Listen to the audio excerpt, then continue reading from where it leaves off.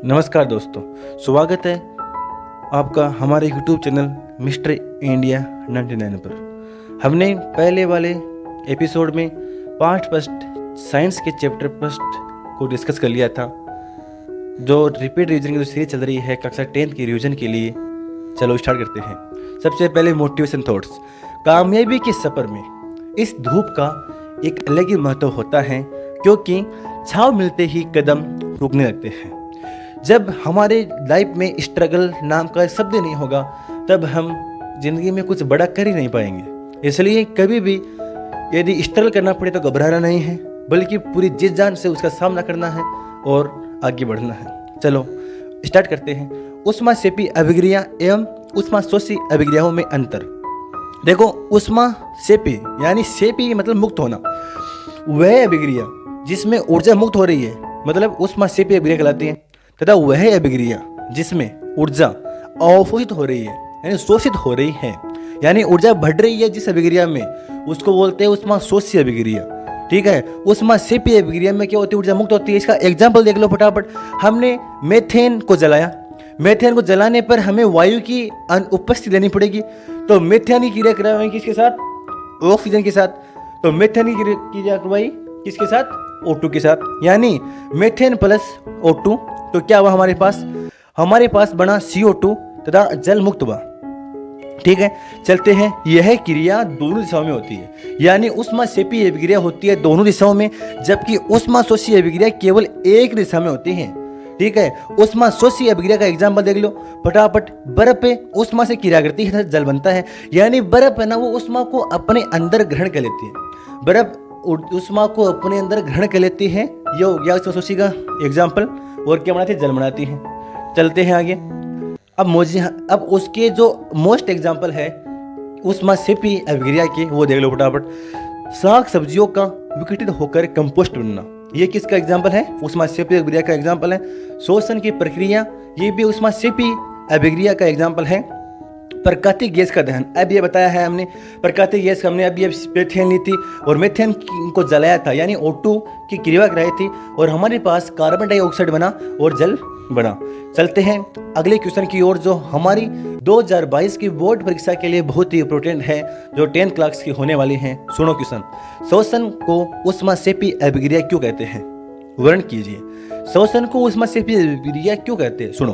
पाचन क्रिया के समय भोजन हमारे शरीर में उपस्थित ऑक्सीजन के साथ मिलकर ऊर्जा मुक्त करता है।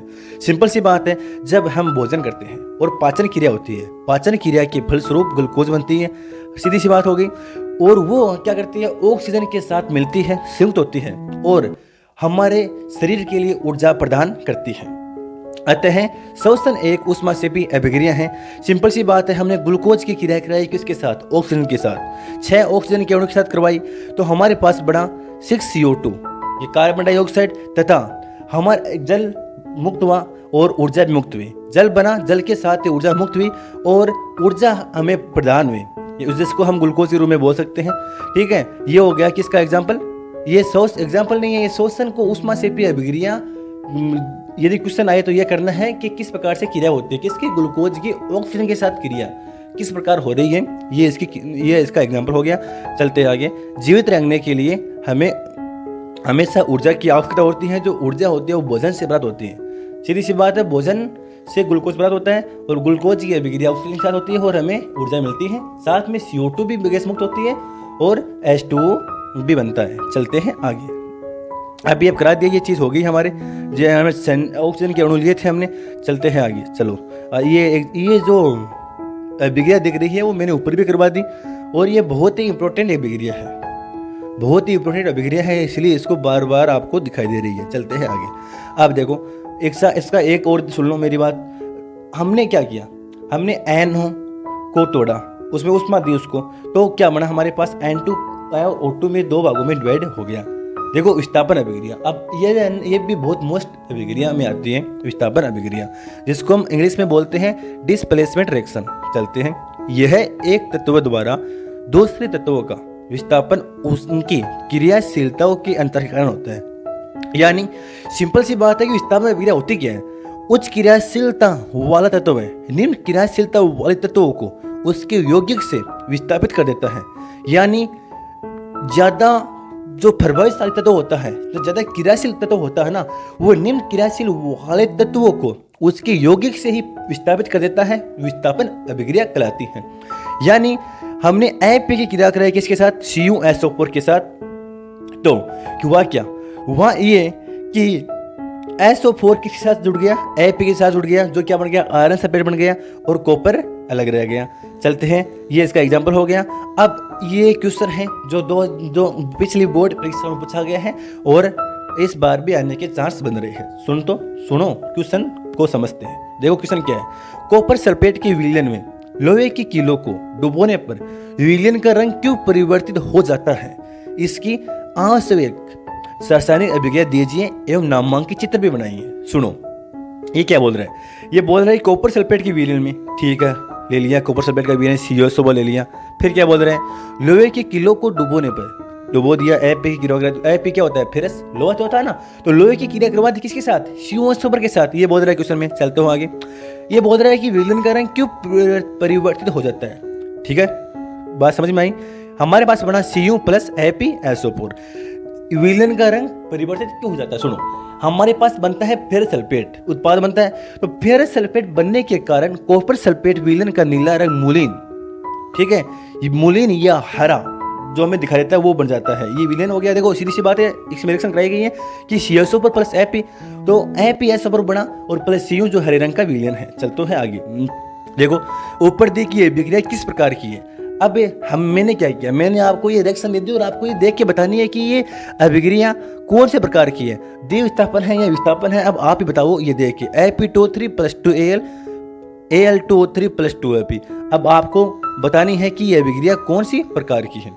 फटाफट इसको देखो और बताओ कि ये अभिक्रिया कौन सी प्रकार की है। सीधी सी बात है, विस्थापन अभिक्रिया होगी। क्यों? क्योंकि इसमें अधिक क्रियाशील धातु है ना, वो कम क्रियाशील धातु को क्या कर रहा है? प्रतिस्थापित कर रहा है। अब चलते हो आगे। द्विस्थापन अभिक्रिया। द्विस्थापन अभिक्रिया होती क्या है वो देख लो फटाफट। द्विस्थापन अभिक्रिया देखो, दो अलग अलग परमाणु या परमाणुओं के समूह का आपस में आदान प्रदान होता है, यही अभिक्रिया द्विस्थापन अभिक्रिया कहलाती है। ऐसी अभिक्रिया जिसमें क्या होता है, दो अलग अलग परमाणु या परमाणुओं के समूह का आपस में आदान प्रदान होता है ना, वह अभिक्रिया क्या कहलाती है? द्विस्थापन अभिक्रिया कहलाती है। यानी हमने एग्जाम्पल लिया हमने BaCl2 बेरियम क्लोराइड की क्रिया कराई किसके साथ? Na2SO4 के साथ, यानी सोडियम सल्फेट के साथ। क्रिया कराने पर हमारे पास बना बेरियम सल्फेट, जो सफेद रंग का क्या होता है? अवक्षेप होता है। वो आगे आपके आएगा रिएक्शन में, आगे देखना, ठीक है। बेरियम सल्फेट बना, फिर साथ में नमक बना NaCl। चलते हैं आगे। उदासीन अभिक्रिया क्या होती है भाई साहब? ये बहुत ही इंपॉर्टेंट अभिक्रिया है।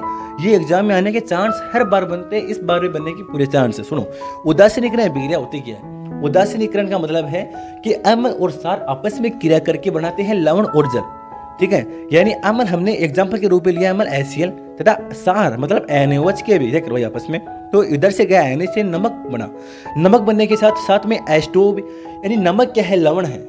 यानी लवण और जल बनते हैं जब अम्ल और क्षार की क्रिया आपस में कराते हैं, और यही अभिक्रिया उदासीनीकरण अभिक्रिया कहलाती है। अब ये बहुत ही मोस्ट अभिक्रिया है। ये सुनो क्या है? अवक्षेप अभिक्रिया। अवक्षेप अभिक्रिया होती क्या है वो देखो। जब दो विलयन को आपस में मिला जाता है तब इस अभिक्रिया से सफेद रंग का एक पदार्थ का निर्माण होता है जो कि जल में अविलय है, अवक्षेप कहते हैं। यानी जब हम दो विलयन को मिलाते हैं तो जो अभिक्रिया होती है उसमें सफेद रंग का एक पदार्थ का निर्माण होता है और जल में क्या होता है? वो अविलय होता है। इसे ही हम अवक्षेप कहते हैं। जिस अभिक्रिया में अविलय का निर्माण होता है उसे अवक्षेपण कहते हैं। और जो ये अभिक्रिया है इसमें जो अवक्षेप का निर्माण होता है ना, उस अभिक्रिया को हम कहते हैं अवक्षेपण, ठीक है। समझ में आ गई? एग्जाम्पल सुनो। अब पिछली बार अब भी किया था, बार थोड़ी देर पहले, और अब भी कर रहे हैं। सुनो फटाफट देख लो। हमने क्या किया? सोडियम सल्फेट की क्रिया कराई बेरियम क्लोराइड के साथ, BaCl2 के साथ करवाई। तो हमारे पास बना BaSO4 यानी बेरियम सल्फेट। बेरियम सल्फेट है क्या? सफेद रंग का एक अवक्षेप है, ठीक है। प्लस में NaCl बना। अब सुनो इधर क्या बोला है? ये बोल रहा है कि Ba+2 तथा SO4-2 की अभिक्रिया BaSO4 के अवक्षेप का निर्माण होता है। इस अभिक्रिया से ये निर्माण होता है। BaSO4 का जो अवक्षेप है वो बनता है। आगे समझ में आ जाएगा। पूरे विस्तार से आपको समझाने की कोशिश की है। इसी उद्देश्य को ध्यान में रखते हुए चैप्टर तैयार किया गया। सुनो, हमने सोडियम सल्फेट की क्रिया कराई किसके साथ? बेरियम क्लोराइड के साथ। तो क्या बना? नमक बना और हमारे पास क्या बना, BaSO4 बना। सुन तो आगे क्या हुआ, NaCl और BaSO4 barium sulphate. Barium sulphate क्या है, सफेद रंग का एक अवक्षेप है और ये देखो नीचे जम गया है, ठीक है, सफेद रंग का अवक्षेप। चलते हैं आगे। अब है ना सबसे इम्पोर्टेंट जो आने के चांस बनते हैं बहुत ही ज़्यादा, वो अभिक्रियाएं हैं। अब हमने डिस्कस किया है जिनके बारे में, उनके चांस ज़्यादा बनते हैं। इसलिए आपको एग्जाम में किस प्रकार से करके आना है, किस प्रकार से एग्जामिनर को इम्प्रेस करने के लिए किस प्रकार से लिखने हैं वो देखो। हम यदि आपको किसी भी अभिक्रियाओं में अंतर पूछे, विस्थापन अभिक्रिया और द्विस्थापन अभिक्रिया में मान लो अंतर आ जाए, तो आपको सारणी बना के करना है। जैसे इधर आ गया विस्थापन, उधर आ गया द्विस्थापन। अब देखो विस्थापन अभिक्रिया में पॉइंट लगाने हैं सबको, 1 number, 2 number, 3 number, 4 number point लगा के फिर 1 नंबर पे लिखना है। ये सब इन अभिक्रियाओं में, विस्थापन अभिक्रिया में होता है क्या वो देखो। किसी यौगिक से इसका उसका एक तत्व है किसी अपेक्षाकृत अधिक क्रियाशील तत्व द्वारा स्थापित होता है। अभी चर्चा की है थोड़ी देर पहले और अभी फिर से कर रहे हैं। और द्विस्थापन अभिक्रिया में क्या है, नए उत्पाद के निर्माण के लिए 2 अभिकारकों के बीच आयनों का आदान प्रदान होता है। इसमें क्या होता है, आयनों का आदान प्रदान, जबकि उसमें अधिक क्रियाशील तत्व है ना, वो कम क्रियाशील तत्वों को विस्थापित कर देता है। किसमें, विस्थापन अभिक्रिया में। द्विस्थापन अभिक्रिया में आयनों का आदान प्रदान होता है विकारकों के बीच में, ठीक है। विस्थापन अभिक्रिया का एग्जाम्पल सुन लो। एग्जाम्पल दिए हुआ है, CuSO4 की क्रिया कराई हमने प्लस जिंक के साथ करवाई क्रिया, तो हमारे पास बना जिंक सल्फेट प्लस का Cu। इस अभिक्रिया में जिंक अपेक्षाकृत अधिक क्रियाशील होता है, होने के कारण ये CuSO4 से Cu को स्थापित कर देता है। क्रियाशील कौन है अधिक, जिंक। तो जिंक बहुत ज़्यादा ताकतवर है, यानी अधिक क्रियाशील है, तो वे क्या करता है, Cu को स्थापित कर देता है और उसकी जगह खुद आ जाता है, ठीक है। इसी प्रकार से द्विस्थापन अभिक्रिया का एक एग्जाम्पल देख लो फटाफट। सोडियम सल्फेट की क्रिया कराई हमने बेरियम क्लोराइड के साथ, पीछे की है फिर से देख लो, तो क्या बना, बेरियम सल्फेट जो सफेद रंग का अवक्षेप है और NaCl। चलते हैं आगे फटाफट। उपचयन अभिक्रिया और अपचयन अभिक्रिया क्या है, इसमें अंतर यदि आए तो इस प्रकार से करना है। नंबर 1, नंबर 2, नंबर 3 पॉइंट लगा कि नंबर 1 पॉइंट में लिखना है कि उपचयन अभिक्रिया होती क्या और अपचयन अभिक्रिया होती क्या, वो देखो फटाफट। उपचयन मतलब ऊपर, उपचयन मतलब ऊपर, किस क्या ऊपर, ऑक्सीजन। हम किसको ऊपर देते हैं, ऑक्सीजन को लेते हैं ना, ऐसे मतलब हम ऑक्सीजन को ऊपर ले रहे हैं, ऊपर ले रहे हैं ये, तो मतलब ऑक्सीजन की क्या हो रही है, वृद्धि हो रही है, तो ऑक्सीजन की वृद्धि हो गई। उपचयन अभिक्रिया में क्या होता है, ऑक्सीजन की वृद्धि होती है, जबकि अपचयन में क्या होता है, ऑक्सीजन की कमी होती है, उपचयन का उल्टा। चलते हैं आगे। जब किसी पदार्थ में यानी ऑक्सीजन की वृद्धि होती है यानी हाइड्रोजन की कमी, ऑक्सीजन की कमी यानी हाइड्रोजन की वृद्धि। सिंपल बात है कि उपचयन अभिक्रिया में क्या हो रही है, ऑक्सीजन की वृद्धि हो रही है, तो हाइड्रोजन क्या होगी, कमी होगी। और जबकि अपचयन अभिक्रिया में क्या हो रही है, ऑक्सीजन की कमी, तो सिंपल बात है कि हाइड्रोजन क्या होगी, वृद्धि होगी। अब चलो तीसरा पॉइंट पे क्या है, तीसरा पॉइंट ये है कि जिसमें उपचयन अभिक्रिया में परमाणु आयन या अणु इलेक्ट्रॉन त्यागता है। उपचयन अभिक्रिया में होता है क्या है, परमाणु है ना, या आयन जो भी है अणु, वो क्या होते हैं, इलेक्ट्रॉन त्यागते हैं, जबकि इसमें है परमाणु आयन या अणु दोबारा इलेक्ट्रॉन ग्रहण किया जाता है। अपचयन अभिक्रिया में इलेक्ट्रॉन ग्रहण करते हैं, जबकि उपचयन अभिक्रिया में इलेक्ट्रॉन त्यागते हैं। इसमें उपचयन अभिक्रिया में विद्युत ऋणात्मक तत्वों का संयोग आपस में होता है, और जबकि अपचयन अभिक्रिया में विद्युत ऋणात्मक तत्वों का निष्कासन होता है, और उपचयन अभिक्रिया में विद्युत धनी तत्वों का निष्कासन होता है, जबकि अपचयन अभिक्रिया में विद्युत धनी तत्वों का संयोग होता है। ठीक है, ये बात फटाफट ये आपको नोट्स में लिखनी है और एक बार अच्छी तरह से दिमाग में बिठा लेनी, क्वेश्चन आएगा तो कर देना, है ना, अच्छी तरह से। चलते हैं आगे। अब भी हमने बात की कि ऑक्सीकरण यानी उपचयन भी बोलते हैं। अपचयन कमी हो गई और उपचयन को ही हम क्या कहते हैं, ऑक्सीकरण अभिक्रिया कहते हैं। तो ऑक्सीकरण यानी उपचयन, उपचयन मतलब ऑक्सीजन की वृद्धि, ऑक्सीजन की वृद्धि मतलब हाइड्रोजन की कमी, हाइड्रोजन की कमी होगी। तो अपचयन अभिक्रिया में क्या होता है, ऑक्सीजन की कमी यानी हाइड्रोजन की वृद्धि। चल तो अब देखो ऋण तत्वों में वृद्धि हो रही है किसमें, उपचयन अभिक्रिया में, जबकि इसमें ऋण तत्वों में क्या होती है, कमी होती है, जबकि धन तत्वों में क्या होती है, कमी होती है, जबकि अपचयन अभिक्रिया में धन तत्वों की क्या होती है, वृद्धि होती है। उपचयन अभिक्रिया में इलेक्ट्रॉन को त्यागना पड़ता है, जबकि अपचयन अभिक्रिया में इलेक्ट्रॉन ग्रहण किया जाता है। चलते हैं अगले क्वेश्चन में। क्वेश्चन क्या है वो देखो फटाफट। एक चमकदार भूरे रंग के तत्व अक्ष को वायु में गर्म करने पर वह काला हो जाता है। अच्छा सुनो क्वेश्चन को क्या है, हमने क्या किया, भूरे रंग का एक तत्व लिया और उसको वायु में गर्म किया, तो हमारा दिमाग ठनका और हमें पता लगा कि भूरा रंग का तत्व यानी कॉपर। हमने कॉपर को वायु में गर्म किया यानी जलाया। कॉपर को जलाने का मतलब है कि ऑक्सीजन के साथ अभिक्रिया हो रही है, तो कॉपर की हम ऑक्सीजन के साथ अभिक्रिया करवाते हैं, तो हमारे पास बना CO कॉपर ऑक्साइड बना। तो ये बोल रहा है कि वो बनाने वाले काले यौगिक का नाम क्या है? तो बनने वाले काले यौगिक का नाम क्या है बताओ फटाफट? कॉपर ऑक्साइड यानी CO ना। अब इसका नामांकित चित्र भी बनाना है, तो नामांकित चित्र कैसे बनाएंगे? साइड में दिया हो, फटाफट देख लो चित्र। यदि इस प्रकार से आता है, ऐसा करना है कि हमने क्या किया, हमने इस प्रकार से एक टोकरी ली, इस प्रकार से हमने एक लिया, एक बर्तन लिया और बर्तन में इस प्रकार से हमने अभिक्रिया कराई और ये हमारे पास से चित्र आपके सामने दिया है, आप अच्छी तरह से देख लेना, एग्जाम में आए तो कर देना। चलते हैं आगे। क्वेश्चन क्या है? क्वेश्चन ये है कि रेडॉक्स अभिक्रिया की परिभाषा दीजिए। देखो आपके एग्जाम के लिए जो इम्पोर्टेंट जो फर्स्ट चैप्टर से जो क्वेश्चन पूछे जा सकते हैं ना, वो अब से स्टार्ट हो रहे हैं। रेडॉक्स अभिक्रिया की परिभाषा दीजिए। तो रेडॉक्स अभिक्रिया क्या है वो देखो, ऐसी रासायनिक अभिक्रिया जिनमें ऑक्सीकरण तथा अपचयन साथ साथ होता है। हमने इतनी देर में क्या किया, हमने ऑक्सीकरण भी पढ़ लिया और हमने अपचयन भी पढ़ लिया, लेकिन जिस अभिक्रिया में ये दोनों साथ साथ हो जाते हैं, यानी ऑक्सीकरण भी हो और क्या हो, अपचयन भी हो, तो वह अभिक्रिया कौन सी होती है? रेडॉक्स अभिक्रिया होती है। तो रेडॉक्स अभिक्रिया का एग्जांपल सुनो फटाफट। हमने कॉपर ऑक्साइड की क्रिया कराई किसके साथ? H2 के साथ। तो हमने कॉपर ऑक्साइड की क्रिया H2 के साथ करवाने पर, यानी गर्म कराने पर क्या बना? तो ये है ना अपचयन, यानी कॉपर ऑक्साइड में ऑक्सीजन की क्या हो जाती है, कमी हो जाती है। ऑक्सीजन का अणु हाइड्रोजन के साथ जुड़ जाता है, यानी H2O बन जाता है, जल बन जाता है, जल और साथ में CU। ठीक है, इसका मतलब क्या है? इसका मतलब ये है कि CuO से क्या हो रही है, ऑक्सीजन की कमी, तो CO का क्या हो रहा है, अपचयन हो रहा है, तो इसको बोल दिया हमने अपचयन अभिक्रिया। और जबकि H2O के साथ क्या जुड़ रहा है, O जुड़ रहा है, तो इसको बोलते हैं हमने ऑक्सीकरण अभिक्रिया। यानी इस अभिक्रिया में दोनों होने के कारण इस पूरी अभिक्रिया को बोलते हैं रेडॉक्स अभिक्रिया। ठीक है, अब चलते हैं फटाफट। रेडॉक्स अभिक्रिया का एक उदाहरण दीजिए। ये क्वेश्चन 2014 में आया हुआ है, इसलिए मैंने सोचा कि ये भी आपको एक बार दिखा दूं कि इस प्रकार का भी एग्जाम्पल देख लो फटाफट। देखो हमने कॉपर सल्फेट की क्रिया कराई किसके साथ? फेरस के साथ। तो हमारे साथ बना फेरस सल्फेट प्लस का CU, यानी इसमें क्या हो रही है, अपचयन भी हो रहा है और उपचयन भी हो रहा है, तो दोनों साथ में होने के कारण ये रेडॉक्स अभिक्रिया का उदाहरण है। चलते हैं फटाफट अगले क्वेश्चन की ओर। देखो फटाफट सुनो, CuO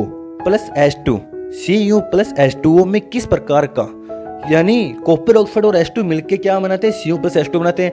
ये बोल रहा है कि इसमें किस पदार्थ का ऑक्सीकरण एवं किस पदार्थ का अपचयन हो रहा है। इस प्रकार की अभिक्रिया का एक उदाहरण भी दो। देखो समझ में आई बात, यानी किसका तो ऑक्सीकरण और किसका क्या हो रहा है, अपचयन हो रहा है। तो हमको पता लगा कि कॉपर ऑक्साइड का तो क्या हो रहा है, अपचयन हो रहा है, और जबकि हाइड्रोजन क्या हो रहा है, उपचयन हो रहा है, यानी ऑक्सीकरण हो रहा है। यानी कॉपर ऑक्साइड का अपचयन और हाइड्रोजन का उपचयन होने के कारण ही अभिक्रिया में दोनों हो रहे हैं ना, ऑक्सीकरण और अपचयन। तो ये अभिक्रिया किसका उदाहरण हो गई? ये अभिक्रिया हो गई किसकी? रेडॉक्स अभिक्रिया का उदाहरण हो गई। चलते हैं फटाफट आगे। यदि एग्जाम में क्वेश्चन आ गया कि जल के विद्युत अपघटन का नामांकित चित्र बनाओ, आ सकता है क्वेश्चन, कोई बड़ी बात नहीं है। तो जल की विद्युत अपघटन का नामांकित चित्र ये आपके सामने इस प्रकार से आपको बनाना है। एक प्लास्टिक का मग लेना है और इस प्रकार से आपको उसमें अच्छी तरह से चित्र को डिजाइन करके इस प्रकार से नामांकित करना है, तभी आपको नंबर मिलेंगे। चलते हैं, आप देख लो फटाफट। स्क्रीनशॉट लेना चाहो तो स्क्रीनशॉट ले लो, ताकि आप आसानी से बना सको और अपनी तैयारी बेहतर कर सको। चलते हैं फटाफट अगले क्वेश्चन की ओर। ऑक्सीकारक किसे कहते हैं? तो ऑक्सीकारक किसे कहते हैं? अभी हमने बात कर ली अभिक्रियाओं की, अब बोलते हैं कि ये ऑक्सीकारक होता क्या है। ऑक्सीकारक मतलब अपचयन। ऑक्सीकारक वो होता है जो अपचयन करता है। जो ऑक्सीकारक क्या होता है? जिसका अपचयन होता है। यानी ऑक्सीकारक होता है क्या है? जिसका क्या होता है? अपचयन होता है, उसको बोलते हैं ऑक्सीकारक। ठीक है फटाफट। अब इसमें है ना अपचयन किसका हो रहा है? इसमें अपचयन Cl2 का हो रहा है ना, तो ये क्या है? ये ऑक्सीकारक है, यानी Cl क्लोराइड क्या हो गया? ऑक्सीकारक हो गया। चलते हैं अपचय की बात भी और कर लो, यानी जिसका क्या हो रहा है? ऑक्सीकरण हो रहा है, उसको क्या बोलते हैं? हम अपचयक बोलते हैं। अब इसमें ऑक्सीकरण किसका हो रहा है? इसमें ऑक्सीकरण हो रहा है किसका? H2 का। तो H2 क्या है? तो H2 क्या हो गया? H2 हो गया इसमें मतलब अपचयक हो गया, इसको अपचयक बोलते हैं। ठीक है, चलते हैं फटाफट आगे। और Cl2 क्या गया? ऑक्सीकरण, और H2 क्या है? अपचयक। चलते हैं अब अगले क्वेश्चन की ओर। देख लो फटाफट, संसारण किसे कहते हैं? संसारण किसे कहते हैं? आंसर देख लो फटाफट। जब कोई धातु अम्ल या नमी के संपर्क में आता है तो उस धातु को चमक फीकी हो जाती है या रंग में परिवर्तन हो जाता है, उसे क्या कहते हैं? संसारण कहते हैं। जब भी कोई धातु क्या होती है? अम्ल या नमी के संपर्क में आती है तो धातु की जो चमक होती है फीकी पड़ जाती है और रंग में भी क्या होता जाता है? परिवर्तन हो जाता है। तो उसी को हम क्या कहते हैं? संसारण बोल देते हैं, संसारण कहते हैं। तो संसारण का मतलब समझ में आ गया आपको? ये आपको एग्जाम में करके आना है, एग्जाम में क्वेश्चन आ जाए तो। ठीक है, चलते हैं अब लोहे आगे क्वेश्चन की ओर। तो ये क्या है? लोहे की वस्तुओं को हम क्यों पेंट करते हैं? क्वेश्चन है क्वेश्चन है लोहे की वस्तुओं को हम पेंट क्यों करते हैं? तो आंसर देख लो फटाफट। लोहे की वस्तुओं पर वायुमंडलीय ऑक्सीजन तथा नमी के कारण जंग लगता है। लोहे की वस्तुओं पर हम पेंट इसलिए करते हैं क्योंकि उस पर क्या होता है, वायुमंडलीय जो ऑक्सीजन है ज़्यादा जो नमी के कारण क्या जंग लग जाता है, और जंग से बचने के लिए हम उस पर पेंट कर देते हैं। यानी हमने फेरस को यानी लोहे को हमने खुला छोड़ दिया तो वो जल के संपर्क में आएगी, ऑक्सीजन के संपर्क में आएगी, तो वो क्रिया करके Fe2O3 इंटू 2H2O बना लेती है, जिसकी हम क्या बोलते हैं, जंग लगना बोलते हैं। ठीक है, ये बात समझ में आ गई। अब अगला क्वेश्चन क्या है? अगला क्वेश्चन ये है कि विकृति गंधिता किसे कहते हैं, और वसा युक्त खाद्य पदार्थों को विकृत गंधिता से बचाने के लिए क्या किया जाता है? तो विकृत गंधिता किसे कहते हैं? बराबर देख लो, विकृत गंधिता तेल या वसा युक्त खाद्य पदार्थ उपचित होकर अपना स्वाद एवं गंध को बदल लेते हैं, यह घटना क्या कहलाती है? विकृति गंधिता कहलाती है। यानी तेल या वसा युक्त खाद्य पदार्थ है ना, वो क्या करते हैं, उपचित हो जाते हैं, यानी ऑक्सीजन की वृद्धि, उपचयन मतलब ऑक्सीजन की वृद्धि होकर अपना स्वाद एवं गंध को बदल लेते हैं, यह घटना विकृति गंधिता कहलाती है। प्रति ऑक्सीकारक पदार्थों का प्रयोग किया जाता है, उपाय है इसका। विकृति गंधिता से बचने के लिए प्रति ऑक्सीकारक पदार्थों का प्रयोग करते हैं। क्वेश्चन, तेल एवं वसा युक्त खाद्य पदार्थों को नाइट्रोजन से प्रभावित क्यों किया जाता है? इसका आंसर देखो। तेल एवं वसा युक्त खाद्य पदार्थ वायुमंडलीय ऑक्सीजन जो ऑक्सीकरण होते हैं, यानी सिंपल सी बात है कि यदि हम उनको खुला छोड़ देते हैं तो ये अपने आप ऑक्सीजन से क्रिया कर लेते हैं, तेल और खाद्य पदार्थ और कोई खाने योग्य नहीं रहते। अब इनको बचाने के लिए हम नाइट्रोजन इसमें भर देने से कोई भी इसमें जगह नहीं मिलती ऑक्सीजन से क्रिया करने की, और इसी कारण ये खराब नहीं होते। यही कारण है कि तेल एवं वसा युक्त खाद्य पदार्थों को हम नाइट्रोजन से प्रभावित करते हैं। देखो आप साफ लिखा हुआ है इसमें, खाद्य पदार्थ की पैकिंग में ऑक्सीजन बाहर निकालकर नाइट्रोजन भरकर वायुरोधी कर दिया जाता है, यानी ऑक्सीजन से क्रिया नहीं हो पाने के कारण हमारे खाद्य पदार्थ खराब होने से बच जाते हैं, इसलिए हम नाइट्रोजन बढ़ते हैं। अब देखो सिंपल सी बात है, अगला क्वेश्चन देखो। O3 एक प्रबल ऑक्सीकारक की तरह क्रिया क्यों करती है? O3 है ना, प्रबल ऑक्सीकारक क्यों की तरह क्रिया क्यों करती है? फटाफट देखो। O3 मतलब ओजोन। ओजोन क्या करती है? O2 में तोड़ती है, ये ऑक्सीजन प्लस का O, नवजात ऑक्सीजन बोलते हैं जो ऑक्सीजन बनती है नहीं, नवजात ऑक्सीजन उत्पन्न करने के कारण यह प्रबल ऑक्सीकारक कार्य करती है तथा O2 भी मुक्त करती है। देखो क्वेश्चन ये मोस्ट है, वो पहले वाला मोस्ट नहीं था, ये वाला मोस्ट है, ये आने का चांस है। क्या है इसमें? बुझे हुए चूने के विलयन का उपयोग दीवारों की सफेदी करने में क्यों किया जाता है? बुझा हुआ चूना कैल्शियम हाइड्रोक्साइड। ठीक है, सीधी सी बात है, कैल्शियम हाइड्रोक्साइड क्या होता है? कैल्शियम हाइड्रोक्साइड उसे कहते हैं, यानी जो कैल्शियम हाइड्रोक्साइड होता है ना, वो वायु में जो उपस्थित कार्बन डाइऑक्साइड के साथ CO2 के साथ धीमी गति से क्रिया करके दीवारों पर कैल्शियम कार्बोनेट की एक पतली परत बना देता है। सफेदी करने के 2-3 दिन बाद कैल्शियम कार्बोनेट का निर्माण होता है और इससे दीवार पर चमक आ जाती है। यही कारण है कि बुझे हुए चूने के विलयन का उपयोग दीवार पर सफेदी करने में किया जाता है। कैल्शियम हाइड्रोक्साइड ना, वो वायु में उपस्थित जो कार्बन डाइऑक्साइड CO2 है उसके साथ धीमी गति से क्रिया करता है, जिससे दीवारों पर कैल्शियम कार्बोनेट की एक पतली सी परत बन जाती है और सफेदी करने के 2-3 दिन बाद ही कैल्शियम कार्बोनेट का निर्माण हो जाता है और इससे दीवार पर चमक भी आ जाती है। यही कारण है कि बुझे हुए चूने के विलयन का उपयोग दीवारों पर सफेदी करने के लिए किया जाता है। अगला क्वेश्चन देखो, ये क्वेश्चन, मीथेन के दहन का संतुलित समीकरण लिखो। देखो मीथेन को हम जलाते हैं, सीधी सी बात है कि मीथेन CH4 हो गया, उसको जलाते हैं मतलब ऑक्सीजन की उपस्थिति लेनी पड़ेगी, तो ऑक्सीजन के साथ क्रिया कराते हैं तो हमारे पास कार्बन डाइऑक्साइड मुक्त होती है और H2O पहले भी कर लिया हमने, कोई बड़ी बात नहीं, चैप्टर कंप्लीट हो चुका है। मेरे हिसाब से इसे बाहर तो शायद ही पूछ सकता है अगला चैप्टर फर्स्ट से, यदि आप विश्वास करते हो। यदि आपने पहले से पढ़ा है और आपने रिवीजन किया है तो आप समझ चुके होंगे कि ये आप रैपिड रिवीजन वाली सीरीज आपके लिए कितना उपयोगी साबित हो सकती है। आप सोच भी नहीं सकते, आपके नंबर पूरे मतलब जो कमज़ोर विद्यार्थी हैं वो आराम से आसानी से पास हो सकते हैं। ये चैप्टर कितने नंबर का है? 8 नंबर का है। यानी बोर्ड परीक्षा में किस प्रकार से क्वेश्चन पूछे जाएंगे वो देखो, जो 1 अंक का 1 प्रश्न आएगा और 2 अंक के 2 प्रश्न आएंगे। अब इधर देखो 3 अंक का 1 प्रश्न आएगा और 4 अंक का 1 प्रश्न आएगा, यानी 4 3 7 7 2 4 3 7 हो गए। ये तो 8 नंबर का आएगा टोटल नंबर, ध्यान रखना, आप अपने साथ देख लेना। ये बोर्ड परीक्षा में अगली बार डिसाइड किया है इस प्रकार से। आप देखो यूट्यूब चैनल हमारा मिस्ट्री इंडिया 99 ये आपको पता है। और आपने, यदि आपको अच्छा लग रहा है तो आपने लाइक भी कर दिया होगा और सब्सक्राइब भी कर दिया होगा। इतना हमको आप पे भरोसा है, क्योंकि आप भी तो हम पर भरोसा करते हैं, तो हम भी आप पर पहले से ही भरोसा करते हैं।